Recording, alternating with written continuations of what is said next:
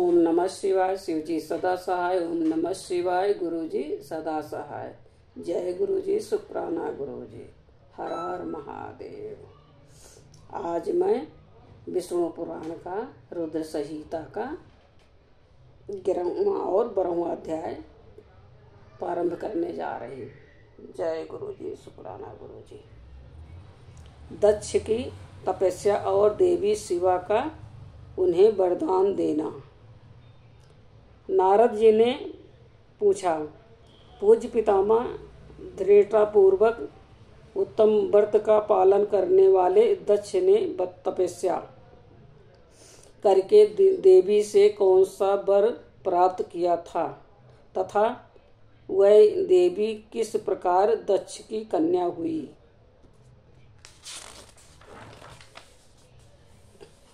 ब्रह्मा जी ने कहा, नारद, तुम धन्य हो।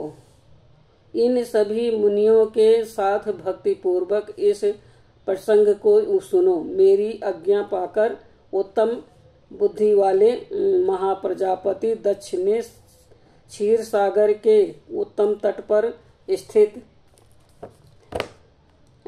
हो देवी जगदम्बिका को पुत्री के रूप में प्राप्त करने की इच्छा तथा उनके प्रत्यक्ष दर्शन की कामना के लिए उन्हें हृदय मंदिर में विराजमान करके तपस्या प्रारंभ की। दक्ष ने मन को संयम में रखकर दृढ़ता पूर्वक कठोर व्रत का पालन करते हुए शौच संतोष आदि नियमों से युक्त हो 3000 दिव्य वर्षों तक तप किया। वह कभी जल पीकर रहते, कभी हवा पीते और कभी सर्वथा उपवास करते थे। भोजन के नाम पर कभी सूखे पत्ते चबा लेते थे। मुनि श्रेष्ठ नारद तदंतर यम नियमादि से युक्त हो जगदम्बा की पूजा में लगे हुए दक्ष को देवी शिवा ने प्रत्यक्ष दर्शन दिया। मई जगदम्बा का प्रत्यक्ष दर्शन पाकर प्रजापति दक्ष ने अपने आप को कृत्य माना। वह कालिका देवी सिंह पर अरुण थी। उनकी अंग कांति श्याम थी। मुख बड़ा ही मनोहर था। वह 4 भुजाओं से युक्त थी और हाथों में वरद, अभय, नील कमल और खड्ग धारण किए हुए थी। उनकी मूर्ति बड़ी मनोहरिणी थी। नेत्र कुछ लाल थे। खुले हुए केश बड़े सुंदर दिखाई देते थे। उत्तम प्रभा से प्रकाशित होने वाली उन जगदम्बा को भली भांति प्रणाम करके दक्ष विचित्र वचन वालियों द्वारा उनकी स्तुति करने लगे। दक्ष ने कहा, जगदम्ब महामाये जगदीशे महेश्वरी, आपको नमस्कार है। आपने कृपा करके मुझे अपने स्वरूप का दर्शन कराया है। भगवती अधे मुझ पर प्रसन्न होइए। शिव रूपिणी प्रसन्न होइए।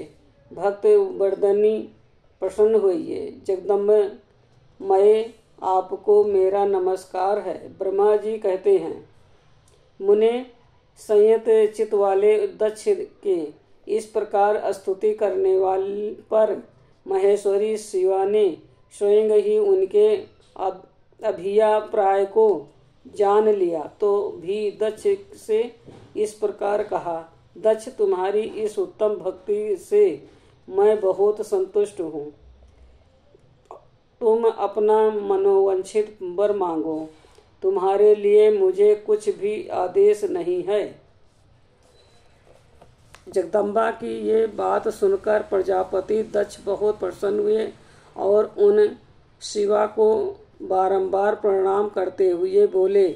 दक्ष ने कहा, जगदम्ब महामय, यदि आप मुझे वर देने के लिए उद्धत हैं तो मेरी बात सुनिए और प्रसन्नतापूर्वक मेरी इच्छा पूर्ण कीजिए। मेरे स्वामी जो भगवान शिव हैं वह रुद्र नाम धारण करके ब्रह्मा जी के पुरुष पुत्र रूप से अवतीर्ण हुए हैं। वह परमात्मा शिव के पूर्णात्म अवतार हैं, परंतु आपका कोई अवतार नहीं हुआ।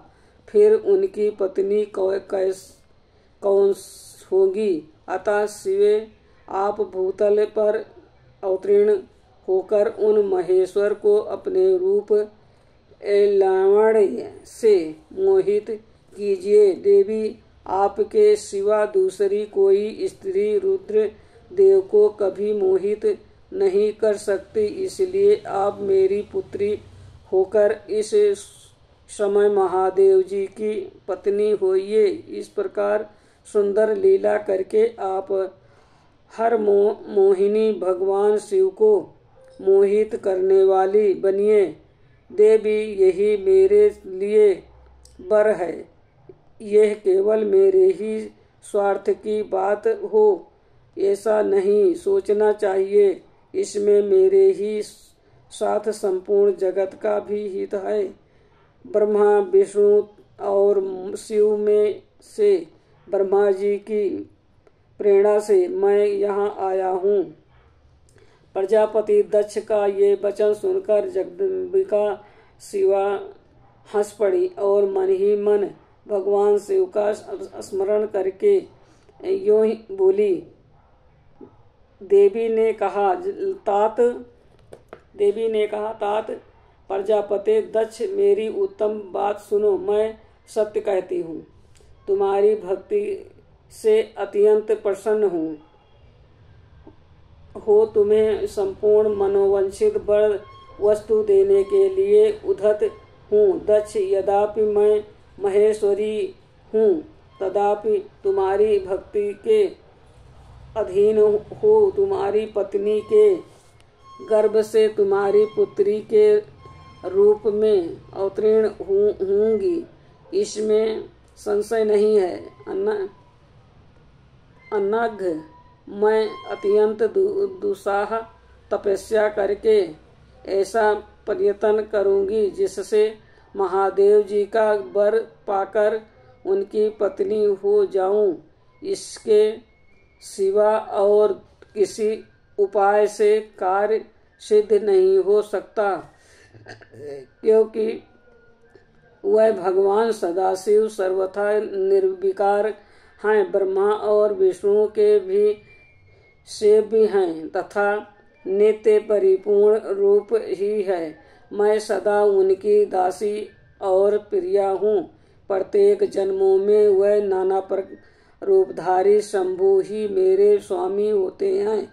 भगवान सदाशिव अपने दिए हुए वर के प्रभाव से ब्रह्मा जी की भीरकुटी से रुद्र रूप में अवतीर्ण हुए हैं। मैं भी उनके वर से उनकी आज्ञा के अनुसार यहाँ अवतार लूंगी। तात, अब तुम अपने घर को जाओ।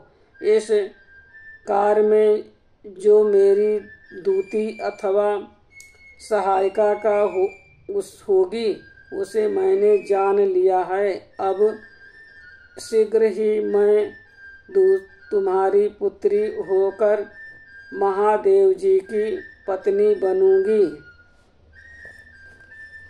दक्ष से ये उत्तम वचन कहकर मन ही मन शिवा की आज्ञा प्राप्त करके देवी शिव के चरणा बिंदुओं का चिंतन करते हुए फिर कहा, प्रजापति, परंतु मेरा एक प्रण है, उसे तुम्हें सदा मन में रखना चाहिए। मैं उस प्रण को सुना देती हूँ, तुम उसे सत्य समझो, मिथ्या न मानो।